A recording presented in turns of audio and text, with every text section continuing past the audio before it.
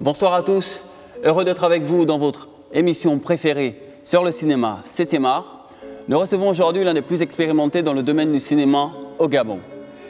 Il est scénariste, producteur et même réalisateur. Il nous fait le plaisir d'être avec nous ce soir. Mon invité de ce soir est François Mezui Mendon, a.k.a. Onana Obara. Bonsoir François, comment allez-vous? Ça va bien, bonsoir. Alors, une question sur votre nom. On vous connaît sur le nom de François Mezui Mendon, mais on vous appelle plus Onana Obara. Pourquoi? Bon, il faudrait dire que chacun de nous, et particulièrement le milieu dans lequel nous évoluons, nous avons un patronyme, nous avons aussi un pseudonyme. Oui. Dans ma tendre enfance, j'ai pris comme pseudonyme Onana Obara, qui est la progression, n'est-ce pas, du nom généalogique de ma famille. En fait, je m'appelle François Mezui, Mezui fils de Ndon, Ndon fils de Nonan, Nonan fils d'Obara. Voilà. D'accord. Donc c'est un peu une chanson, donc c'est pour cela que, en termes de nom du milieu du cinéma, on m'appelle Onana Obara. Voilà. D'accord. Alors, vous avez commencé dans le théâtre. Est-ce qu'à votre époque, il était quasiment indispensable de commencer dans le théâtre avant d'intégrer le milieu du cinéma? Disons que le cinéma, c'est un peu comme dirait quelqu'un, c'est une vocation. La majorité des cinéastes de mon époque, de mon âge, de ma génération, ont souvent eu une inspiration déjà. Au niveau, moi j'étais à la mission catholique, déjà là-bas, puis je suis arrivé à Bessieux, au séminaire Saint-Jean. On nous présentait des films. Il y avait aussi ce fameux cinéma qui passait dans les villages avec un car. Et de là, déjà, il y a déjà cette pulsation-là, cette pulsion. Et de fil en aiguille, lorsque nous étions au lycée, nous avons créé une troupe de théâtre. Et j'aimerais vraiment aujourd'hui rendre hommage comme si ce serait une minute de silence, parce que nous venons de perdre un de nos collègues d'enfance, la personne de René Vumundo, qui était acteur dans cette troupe de théâtre lorsque nous sommes venus ici à Libreville, lors du premier festival culturel national. J'étais peut-être l'acteur principal et co-auteur, parce que bon, en fait, l'idée est venue de moi, d'Hervé Essono et de Jean-Frédéric Ndondo et d'autres, d'écrire quelque chose. On a eu une idée, après bon, moi je l'ai développée. C'est pour cela qu'aujourd'hui, on dit c'est une pièce, bon, écrite, oui, par François Mezui, mais pensée par le collectif que nous étions, ouais. On parle le Safari Club des pirates existentialistes. On parle de Bierry, là. Le Bierry, oui, le Bierry, vous savez, c'est un reliquaire de chez nous, un peu comme on peut aller voir, il y a des reliquaires, le reliquaire Kota. Le Bierry est un reliquaire qui fait parmi les trois forces spirituelles de la coutume Fan. Et là, c'est quelque chose qui était un dépositaire de force et de protection d'une famille. Donc elle est souvent, généralement gardée par des dames ménopausées. C'est-à-dire que ce n'est pas des jeunes ou des anciens, mais c'est un cercle de personnes, de sages qui le gardent. D'accord. Mais c'est grâce à votre pièce de théâtre, Le Bierry, dont vous êtes l'auteur, justement, qui vous permet un peu d'aller faire vos études en France. Oui, justement, au premier festival culturel national, il y avait une émulation. Hein, c'était pas seulement cette troupe, notre troupe, celle d'Oyem, du lycée d'État d'Oyem. Il y avait d'autres troupes venues de Port-Gentil, de Franceville, à l'Estuaire aussi. Il y avait beaucoup de troupes. Il y avait le club Nous. Et bon, notre pièce a été retenue parmi les autres pièces et par là. Ça fait bonne impression. Oui, c'était devant le feu président Albert Bongo, je crois à l'époque, ou Omar Bongo. Et c'était au cinéma Le Como. C'était vraiment quelque chose qui malheureusement n'a pas pu continuer parce que ça a créé beaucoup de vocations et beaucoup de talents. Oui. Alors, justement, quand vous avez voyagé pour faire vos études de cinéma en Europe, Quelles sont les influences que vous avez rencontrées là-bas? Disons que lorsqu'on nous... Parce qu'à l'époque, les bourses, c'était beaucoup plus facile qu'aujourd'hui. Hein. On vous demandait qu'est-ce que vous voulez vraiment faire, vous avez un don à ce niveau-là, et qu'est-ce que vous voulez faire. Je me souviens, j'ai encore des collègues vivants, Maître Minkomizé et beaucoup d'autres. Je crois au Noin, lorsque nous partîmes pour ces études, moi j'avais choisi, j'aimais le cinéma parce que déjà, comme je vous le disais, au lycée, d'État d'Oyam, on avait un ciné-club qu'animait un de nos professeurs allemands. Et j'étais l'homme qui, n'est-ce pas, résumait les films, il fallait voir les films, et puis bon, ce qu'on les projette, on fait un peu... un résumé. Voilà, des résumés, les gens posent des questions. Oui. Et le film qui m'avait vraiment retenu et attiré mon attention au lycée, c'était Le train sifflera 3 fois de Fred Zinnemann. Voilà, ça c'est un film. On en voyait d'autres, hein, des films cow-boy, mais celui-là, il m'avait vraiment donné la vocation. Alors, quand vous finissez vos études, vous étiez en Italie. Vous pouvez nous parler un peu de cette expérience-là? Disons que j'ai fait 10 ans d'études cinématographiques en Italie. À l'époque, lorsque le Gabon et l'Italie avaient des relations culturelles. Donc, quand je suis parti, on nous confiait d'abord au ministère des Affaires étrangères pour savoir le background que vous aviez pour pouvoir vous orienter dans des... Voilà, c'est ainsi qu'au départ, bon, du cinéma, je ne connaissais que le regarder, je ne savais rien du cinéma. Je sortais du lycée. Hein, et donc, on m'a donné un circuit à suivre pour pouvoir bien maîtriser ce métier complexe qu'est le cinéma. Donc, j'ai démarré par après avoir fait une année de langue italienne, j'ai démarré donc le circuit qu'on m'a donné, c'était photographe. J'ai fait 1 an d'études photographiques. Et il faut préciser que vous êtes photographe. Oui, je suis photographe professionnel. Oui. Et après, j'ai fait 2 ans.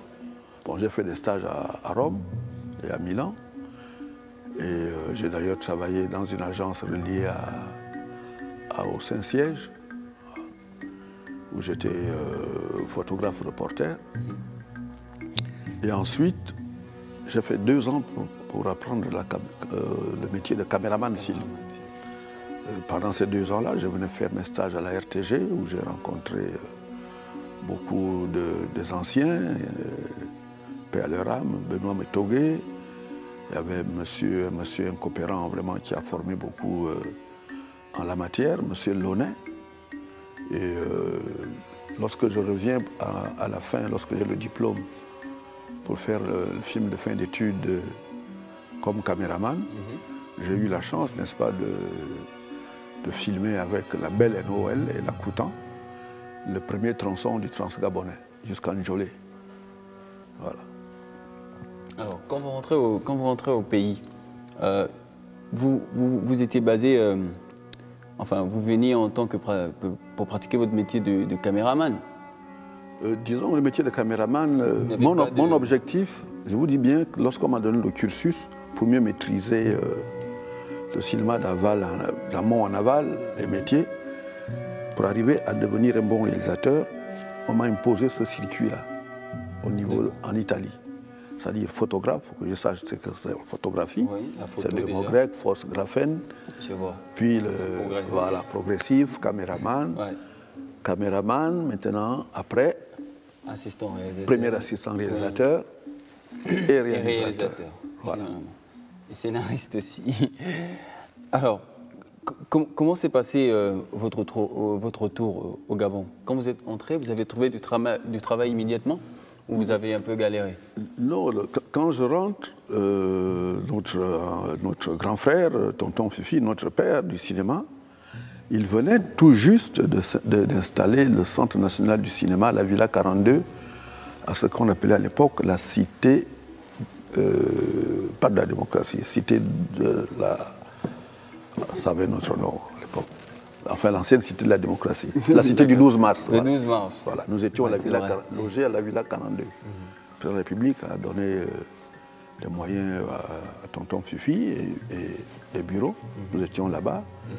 Et on a, avec le temps qu'on confie à Tonton Fifi un budget, ça a pris quand même du temps, mais on était là quand même.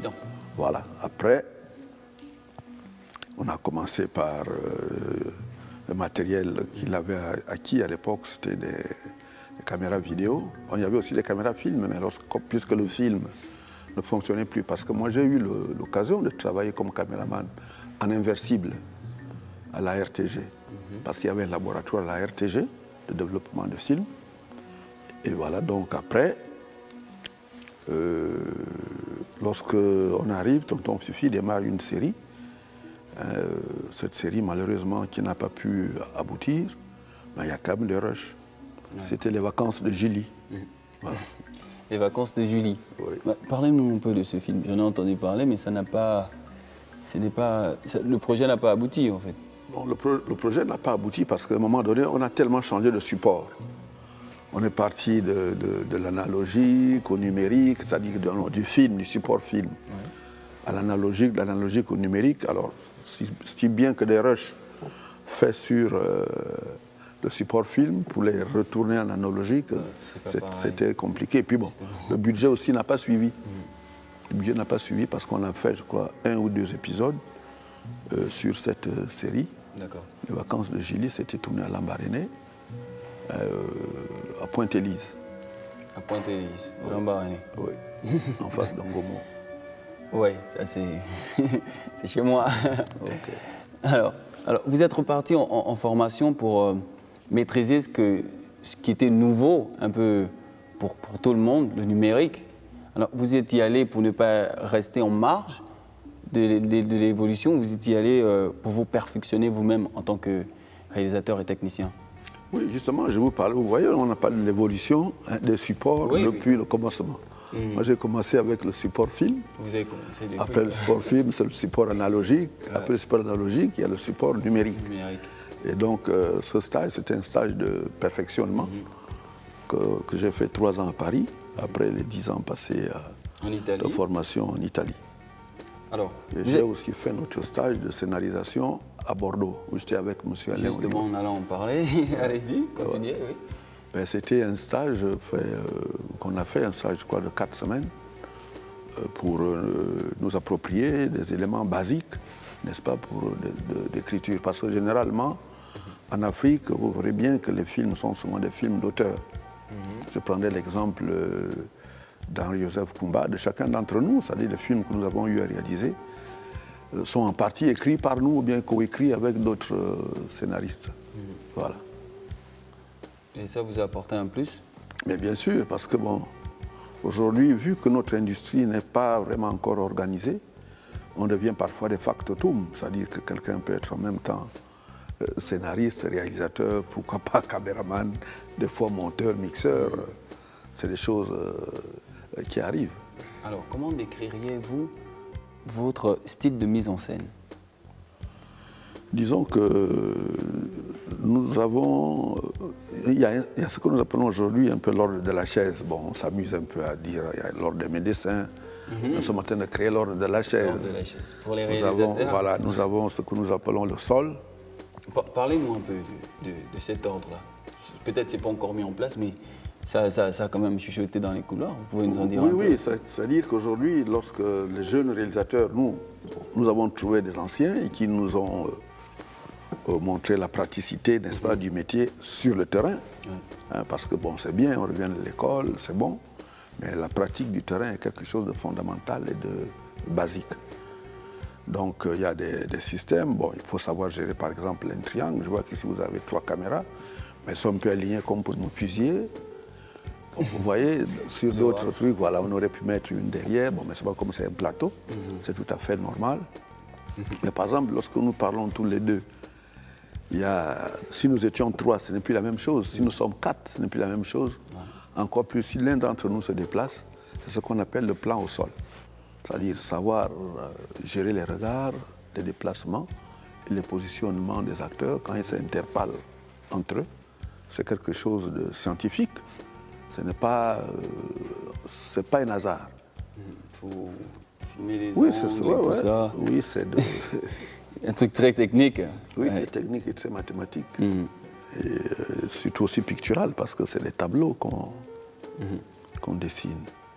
Alors, vous avez été parmi les scénaristes qui ont été chargés pour la réalisation de l'Auberge du Salut, je crois. À l'Auberge du Salut, je n'étais pas scénariste, j'étais préparateur, c'est-à-dire premier assistant réalisateur, pour les premiers réalisateurs qui ont démarré la série. Vous avez travaillé pour tous les réalisateurs qui ont commencé? Pas tous, ceux qui ont commencé, ça veut dire... Les premiers? Il y a Charles Bensa, Henri-Joseph Koumba, Marcel Sandja. Mais comment vous arrivez Paul Muketa. Comment vous arrivez dans ce projet? Dans ce projet, je suis agent du CNACI à l'époque. Oui. Et j'étais le seul préparateur de films. À cette époque-là? Oui, oui. À cette époque, j'étais le seul préparateur de film. Ouais. Bon, on était plusieurs scénaristes et réalisateurs, mais j'étais l'unique premier assistant pratique qui avait... J'ai été premier assistant de la majorité des réalisateurs de renom du Gabon. À commencer par Tonton Fifi, Henri-Joseph Koumba, vous étiez sur les Tam-Tam se sont-tu? Non, les Tam-Tam se sont-tu, j'étais encore au lycée. Ça allait m'étonner quand même. Alors, en matière d'écriture, de dialogue et de mise en scène, quelles sont vos préférences dans les films? Bon, disons que j'ai eu une grande influence italienne, et j'aime beaucoup le cinéma allemand. Et bon, le cinéma spectacle américain, mais le cinéma allemand m'a beaucoup... je l'aime bien, le cinéma allemand. Voilà. Bon, j'ai été formé dans un cinéma italien, mais le cinéma allemand aussi, vraiment, c'est un cinéma que je regarde souvent, parce qu'il a de grands auteurs, et des gens avec lesquels, dans le mouvement, leur style m'inspire. Voilà. On ne savait pas ça de vous, enfin, on l'a appris. On a fait une conférence de presse où on avait déjà eu une petite interview avec vous. Oui. Vous étiez acteur. Cette fois-ci, vous étiez au devant de la scène. Là. C'est un beau matin. Mon jeune frère, producteur, m'appelle. Je pensais qu'il voulait mon assistance technique. Puisque c'était deux jeunes que nous connaissons bien, que nous avons encadrés. Alors il m'appelle, moi je me disais c'est peut-être pour le déplacement des caméras, les angles, ou alors la préparation, ou assurer la régie, je ne sais pas, bon, participer dans ce tournage. Mais quand il me dit non, il me veut comme acteur, je dis ah là, franchement, vous allez me faire traverser les 180 degrés. Parce que moi je suis derrière les caméras, maintenant vous me mettez devant les caméras. Bon, écoutez, qu'à cela ne tienne, si je peux vous accompagner dans votre projet pour cela, je me suis remis dans mes vieilles chaussettes. À l'époque du théâtre. À l'époque du théâtre. Et voilà. Comment vous n'étiez pas un peu complexé ou stressé pour jouer Non, vous savez, quand vous dirigez des comédiens, qu'est-ce que vous faites quand ils ne jouent pas bien? C'est vous qui leur dites comment jouer. Justement. Oui. Donc réellement, chaque réalisateur est pratiquement un acteur en soi. Certainement les meilleurs. Voilà. Parce qu'ils savent exactement ce qu'il faut. Non, c'est pas comme ça, tu vois. Il faut dire ceci, il faut faire comme ça. Bon, naturellement, nous sommes tous un peu acteurs.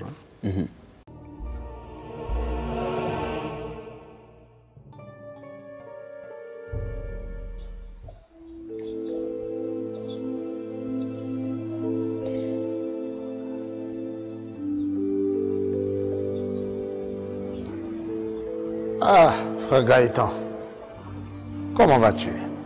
Te dire que ça va, ce serait te mentir un peu. J'ai perdu mon emploi. Non, mais c'est pas possible, ça c'est de l'ingratitude, ça. Ton très cher taximan devient une superstar. Je n'ai jamais vu un taxi aussi confortable. Un taximan? Je fais quoi avec un taximan? D'abord, il s'appelle Gaëtan. Et son activité, penses-tu qu'elle soit rentable? Il faut avoir du flair pour sentir les bonnes affaires.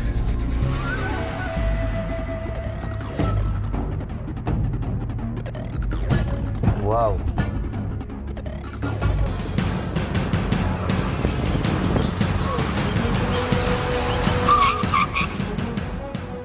Comment fait-on pour vivre de son métier de cinéaste lorsqu'on vit en Afrique, et particulièrement au Gabon?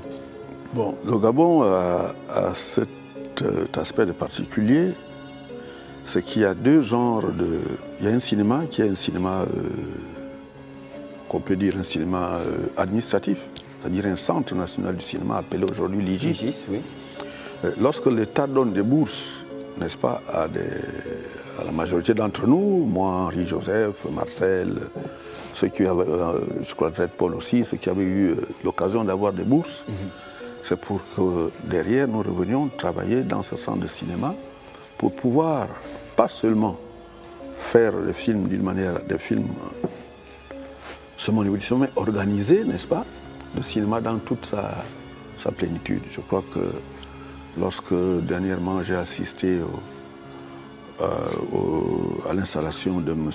Henri-Joseph Koumba, hein, il a dit que dans ses objectifs, c'est de mettre tous ces paramètres, c'est-à-dire le concept de la distribution, l'exploitation, en fait, tous les 4 pans du cinéma, les refaire revivre. C'est-à-dire le cinéma, on fait un film, c'est pour qu'il soit vu en salle. Hein? Donc il faudrait faire en sorte qu'il y ait des endroits où on puisse voir, pas seulement fabriquer des films, parce que les films, le Gabon en a fabriqué. Ça ne sert à rien de les fabriquer si on ne peut pas il faut exploiter. Les faire, voilà, il faut les exploiter. Ouais. Et ça sert à rien. avec tout ce que nous avons en ressources humaines, parce que vous regardez quand je vois là, c'est beaucoup de jeunes, n'est-ce pas, qui travaillent derrière les caméras. Et donc, ces messieurs, il va falloir les faire travailler. Ouais. Voilà. Donc, alors, il y a eu du remaniement à l'IGIS ces derniers temps-là. On a changé de directeur général, qui était Léon Imunga Ivanga. Maintenant, c'est Henri Joseph Koumba Bididi. Il a un nom tellement long, tonton Henri Jo. Oui, nous tous, moi aussi, c'est M. Donana Obara, voilà. Alors, vous pouvez nous parler un peu de cette transition et de vos impressions par rapport à ça? Non, je crois que tout ça, c'est une volonté gouvernementale, hein, par rapport à... Nous sortons de ces fameux... comment ça s'appelle là encore là, des états généraux. C'est peut-être une vision continue des gouvernants. Aujourd'hui, M. Imunga, il est à la télévision. M. Koumba a pris le Sénassi, c'est une maison qu'il connaît. Parce que, comme on peut dire, nous y sommes nés. Hein, lui aussi, ma foi, je crois que c'est 30 ans. Aujourd'hui, avec son expérience, parce qu'il a géré des maisons de production qui ont produit, n'est-ce pas, des œuvres de haut niveau. Et lorsque nous démarrions, quand je rentre de Rome, lui, il arrive de Paris. Hein, on a démarré avec le Singe Fou, qui est un répertoire, un départ vraiment de ce qu'on appelait à l'époque la jeunesse, les jeunes cinéastes. Aujourd'hui, nous atteignons, moi j'ai 60 ans.